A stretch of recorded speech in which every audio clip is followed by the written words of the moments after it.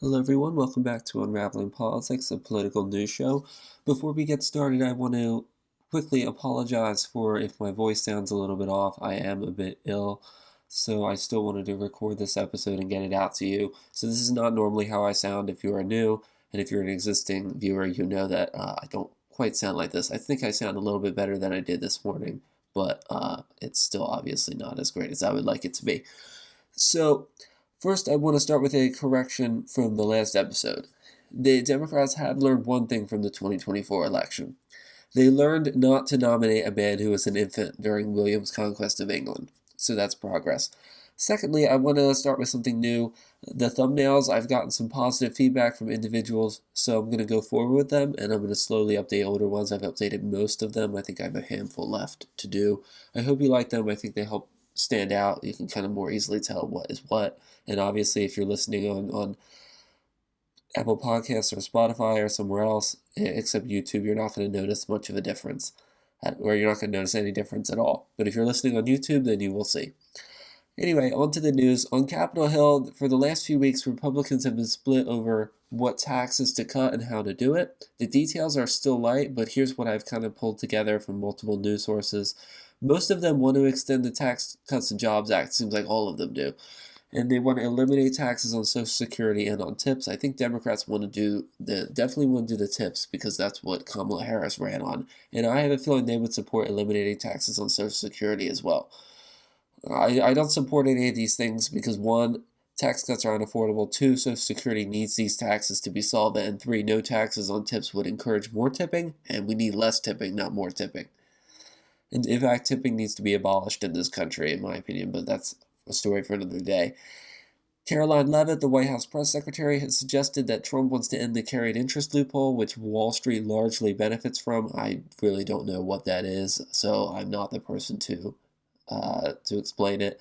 But Trump tried to do this 8 years ago, but the backlash from big businesses was immense, so he U-turned on the policy. This is something Democrats would support provided there aren't any other toxic measures added to it. If it was included with a bunch of other stuff, they still wouldn't support it. But if it was by themselves, Democrats would vote for it. So if they really do want to abolish the carried interest loophole, I would recommend they do that separately. The budget resolution was presented by House Republicans that has a goal of cutting $2 trillion in mandatory spending. Now, since mandatory spending is mostly Social Security, Medicare, Medicaid, and a few other things like interest on the debt, they would obviously mean $2 trillion over 10 years. There's no way to cut $2 trillion per year. That's not possible. And notice when Democrats are in office, they often talk about how much it's going to cost per year. But when Republicans are in office, they talk about it over 10 years. And I always thought that was kind of interesting. Anyway, they want to cut $880 billion from Medicaid. I assume that's over 10 years because the whole Medicaid program is not even $880 billion a year. 90 million Americans rely on Medicaid as their health insurance, and at the same time they want to spend an extra $800 billion on immigration and defense. I assume that's over 10 years. All combined, this would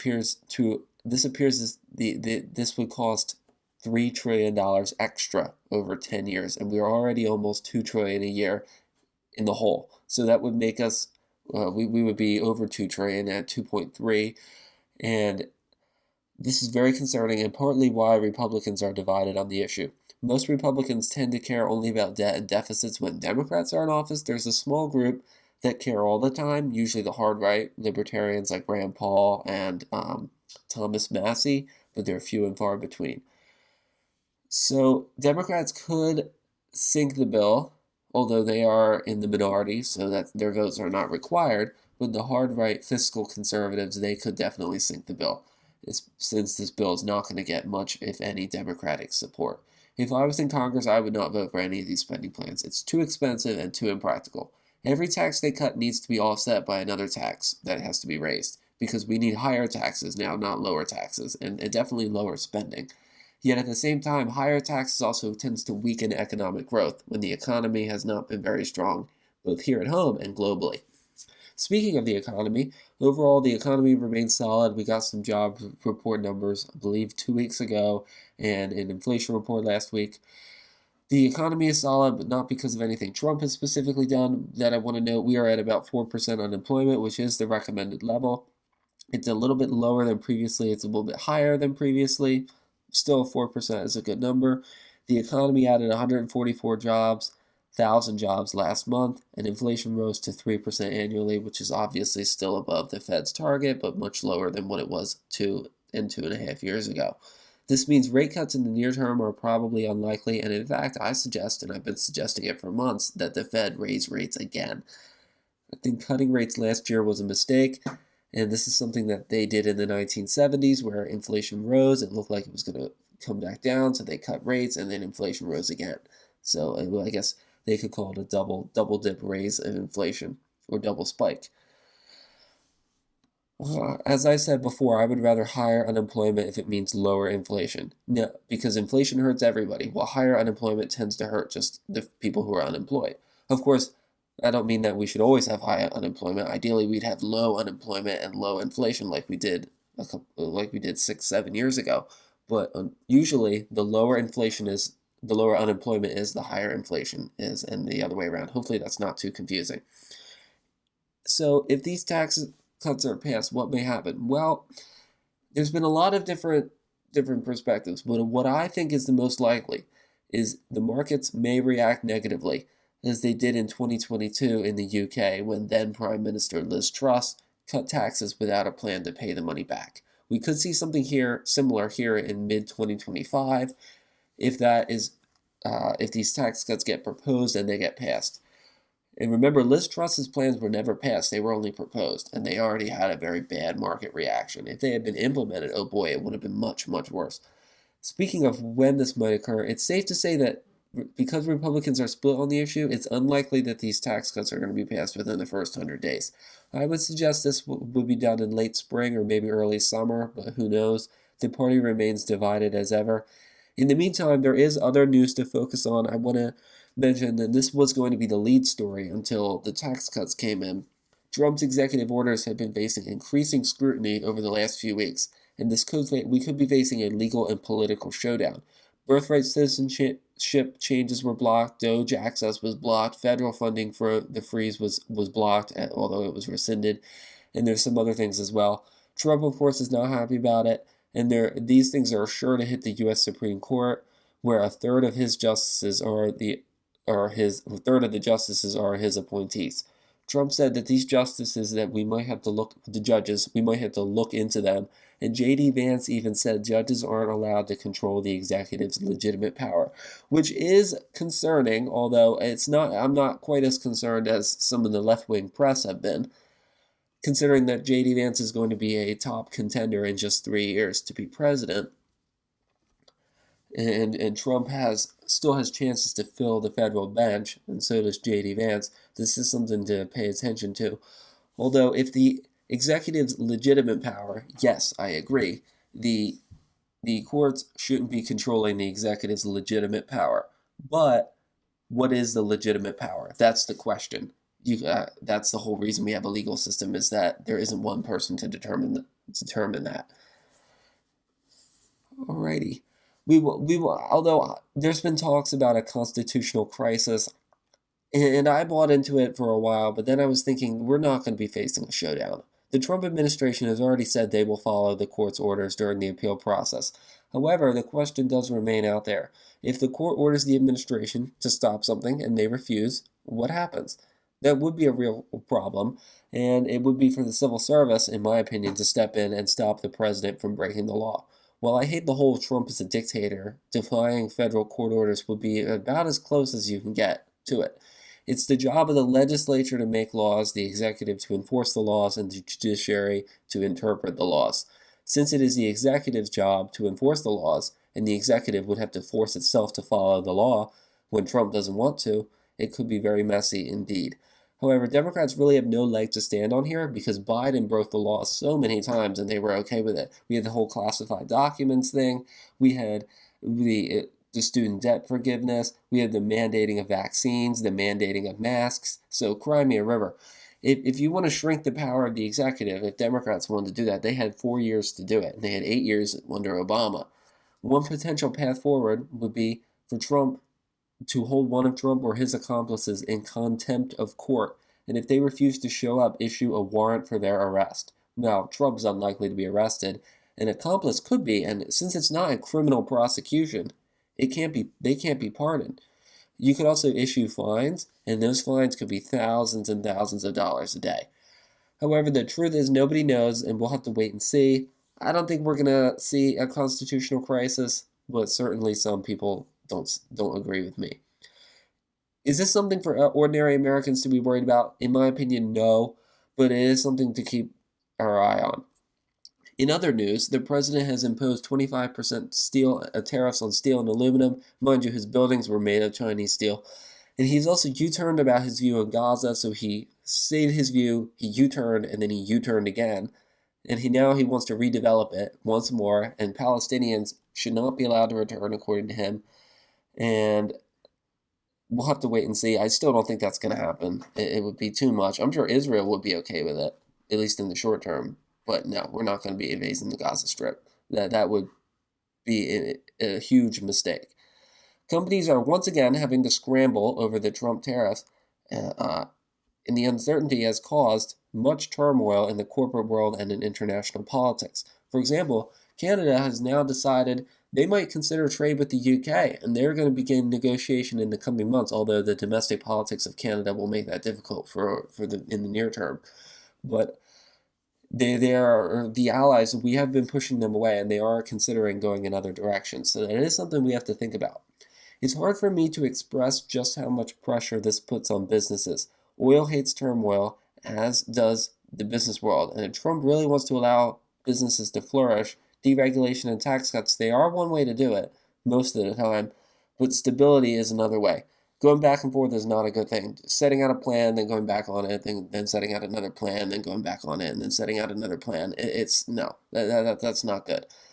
There isn't much else I can say because I'm not a business guy. I just know that this isn't good for business, and I'm sure that they would agree. And Trump is a businessman, so he should know this.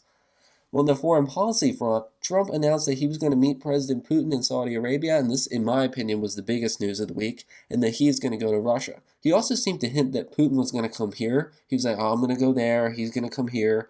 I don't know if he was just blabbing or if that's actually what's going to happen. Are we actually going to have Putin on U.S. soil? I don't know.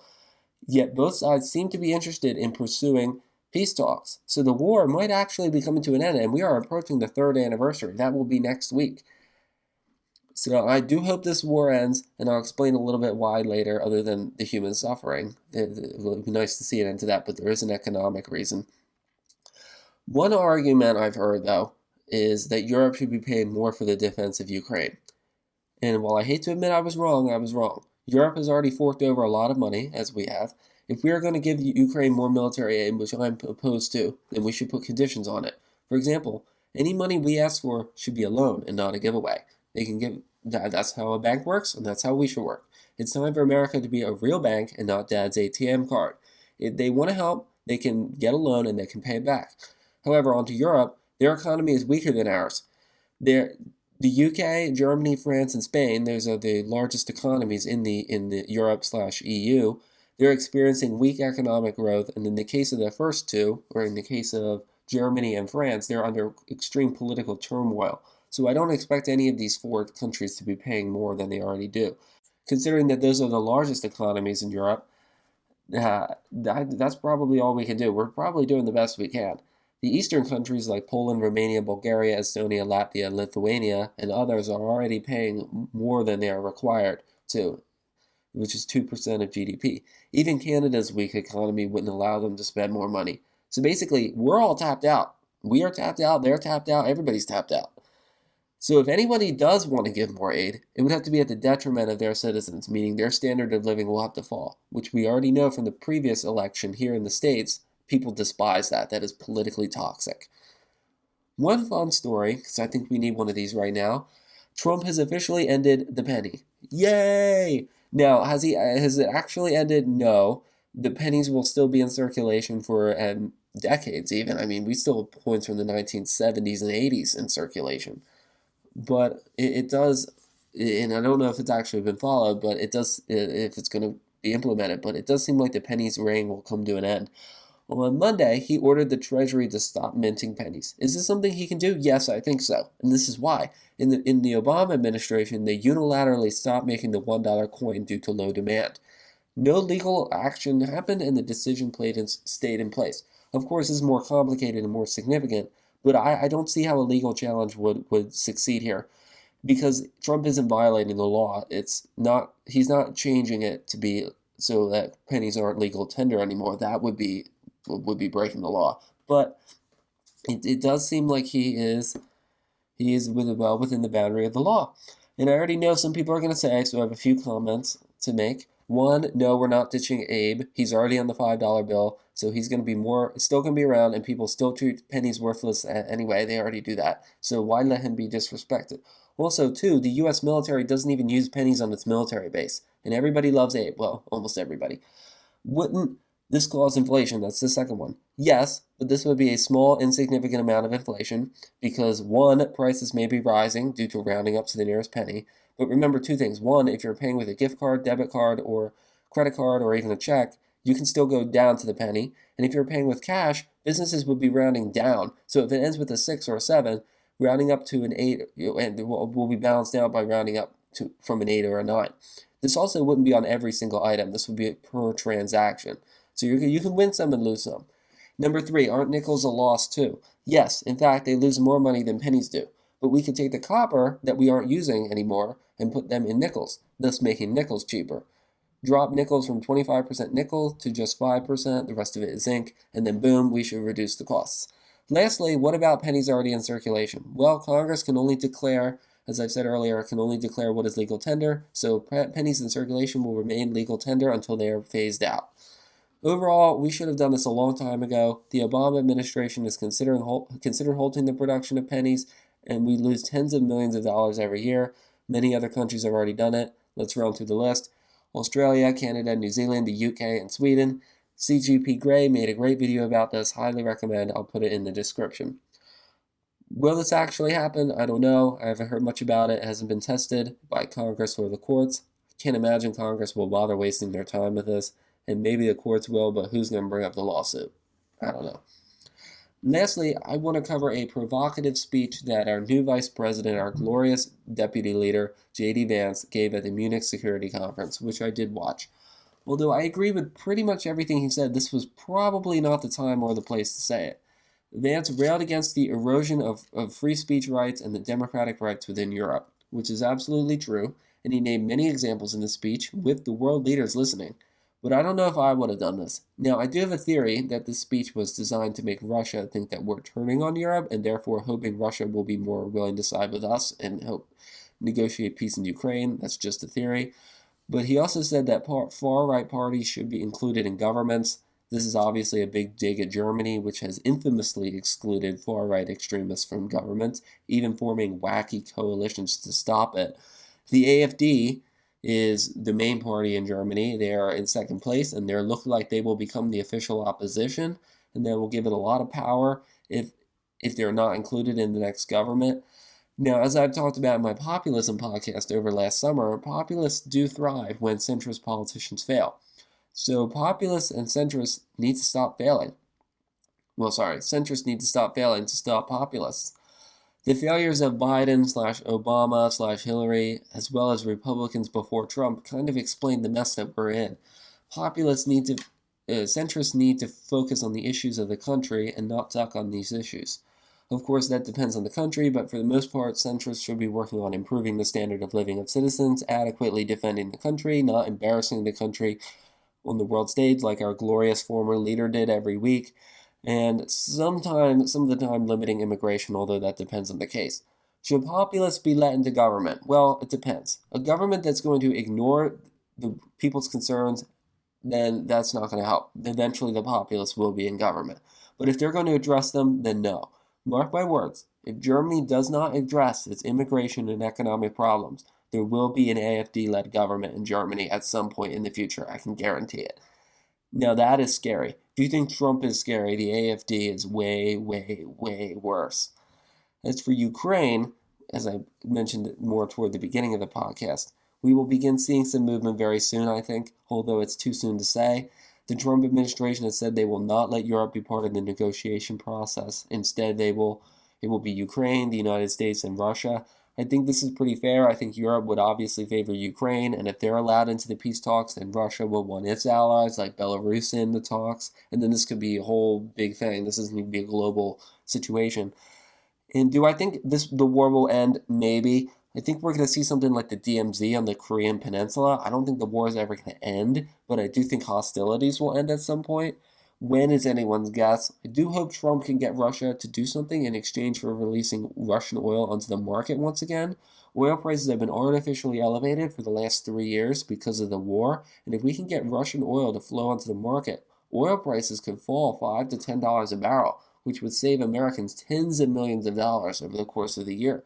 For context, $5 to $10 a barrel would be about 12 to 14 cents off a gallon of gas, so that would be nice to see. Anyway, that is it for this episode. I wanted to thank you for listening, and I appreciate it as always. Next week, the German election results should be out. I'm probably not in time for me in the episode to record it, so we have to cover that in March. As for everyone else, Trump has started to talk about tariffs on the EU, and we're still waiting to see if the Canadian and Mexican tariffs will return. That remains an open question. We'll see if we know more next week. Thank you for listening, and have a good one. Bye-bye.